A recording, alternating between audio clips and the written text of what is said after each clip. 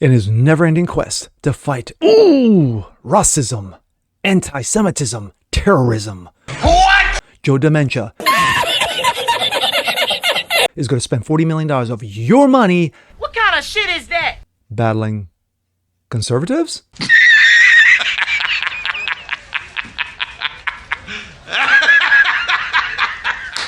I'm Jazz Berganza, and this... Are you serious? I call bullshit. It's true. So what's next?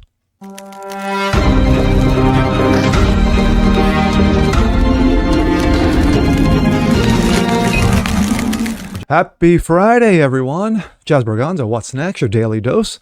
Hope you guys are doing well today. Of course, as we enter the long Memorial Day weekend. Well,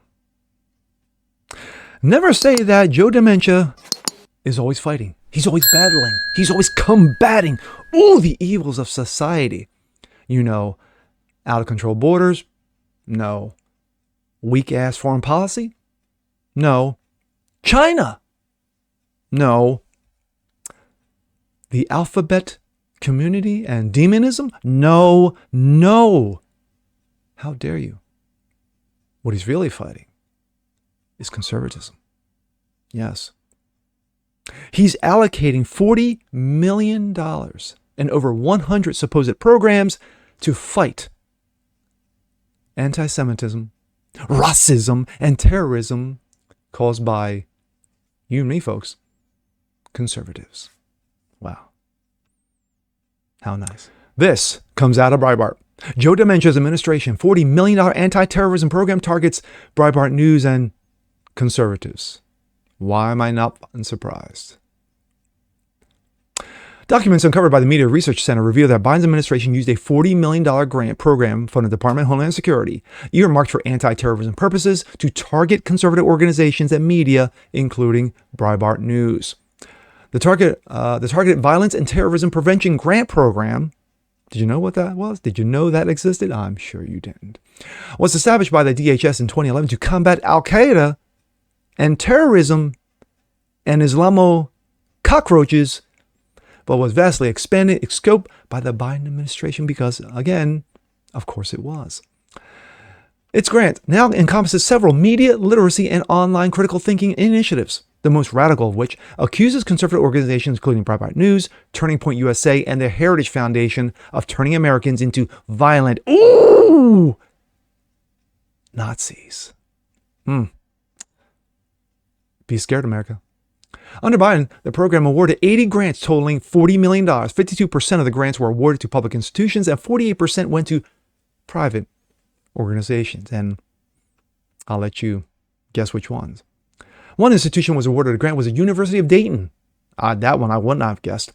Used its DHS money to create a training program explaining how content from Breitbart News, Fox, Heritage, the NRA, PragerU, Republican National Committee, among others, led to far-right radicalization. The conservative organizations were placed in a pyramid. Yes, remember the food pyramid, kids? Pyramid of far-right radicalization that began with the most mainstream conservative organizations and ended with violent neo-Nazi militants. According to the MRC, one of the DHS-funded seminars at the university compared former President Donald Trump to a genocidal Cambodian dictator, Pol Pot.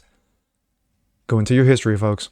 And suggested Florida Governor Ron DeSantis might wish to start a second Holocaust.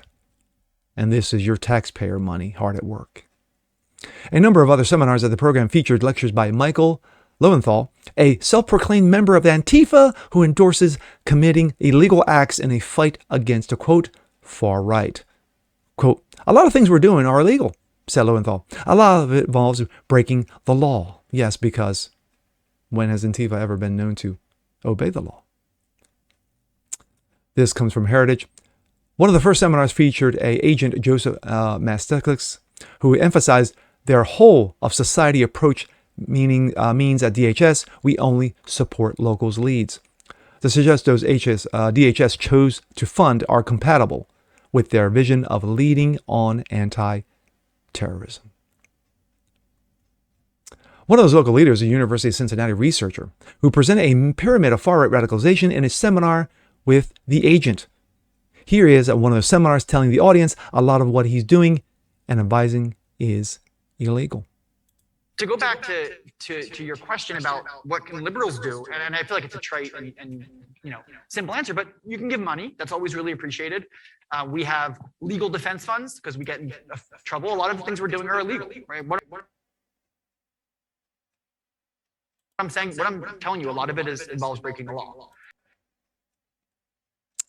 Surprised? Lowenthal also used one of his DHS-funded seminars to push censorship and financial blacklisting, explaining how anti-fascists could pressure platforms like GoFundMe, Patreon, PayPal, Venmo to show conservatives the door, which some of them already have. The fact that taxpayer money funneled through a DHS program established in 2011 to fight Islamo-terrorism ended up funding Lowenthal's seminars is another addition of a growing pile of evidence that the Dementia administration is using the federal government as a weapon targeting domestic political opponents. People with differing of opinions. The Republican majority in Congress has been alert to this trend, establishing the Committee on Weaponization of the federal government to investigate the proposed solutions, which, of course, what has come out of it? Yeah. House Speaker Kevin McCarthy has also taken action, working to cut funding in organizations that have been used to censor conservatives, including NewsGuard and the Global Disinformation Index. But yet, they're worried about the debt ceiling that'll never get fixed. Quote, I think America is going to be shocked at how much government was doing, working in there, using the government agencies with these private companies to censor what people can see, McCarthy told Breitbart.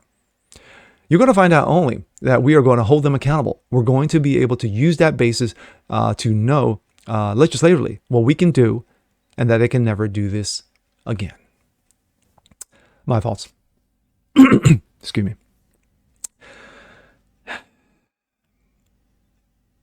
The fact is, nothing will get done. Nothing.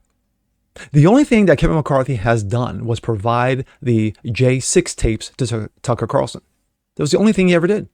And right out of the gate, he stood by, made that promise, and did what he was supposed to do.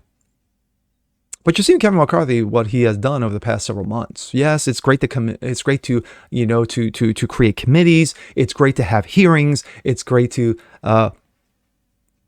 nothing. That's it. Nothing. So while they fight over the debt ceiling, which of course is always going to be raised because it doesn't matter who you have in office. It doesn't matter. Republican or Democrat, their ceiling's going to get raised. So, of course, Americans, as you and I, get fucked over again and again and again and again. It's like a prison rape scene, a daily prison rape scene that goes on for years. But when it comes to this, no one should be surprised that this administration has used the federal government, the DOJ, the IRS, the NSA, border security, as a weapon against you and me. Conservatives, libertarians, who have a different opinion of how government should be run. No. Can't do that because we'll come for you. Are we like Canada? Canada is a total fascist country right now under Justine skirt wearer, son of Fidel Castro, Trudeau. If you're a Christian out there and you're handing out Bibles, like one high school student who got arrested for wearing a MAGA hat and handing out Bibles, he was given a stern warning. If you do that again, this is Canadian police, if you do that again, you'll be arrested. And he's like, well, what am I doing? I'm handing out Bibles. That's all I'm doing. No. How dare you? Here's some Russian manifestos and Mein Kampf. Are we getting there yet? No, but we still have a year plus to deal with this dementia-riddled mother. And I hate to say this, but 25 can't come fast enough. And with that being said, I'm Jazz Berganzo. This is What's Next. Want to see more like this? Please leave a comment below. Like it, share it, subscribe to it, hit the notification bell so you guys never miss a thing. And we'll see you next time. Peace.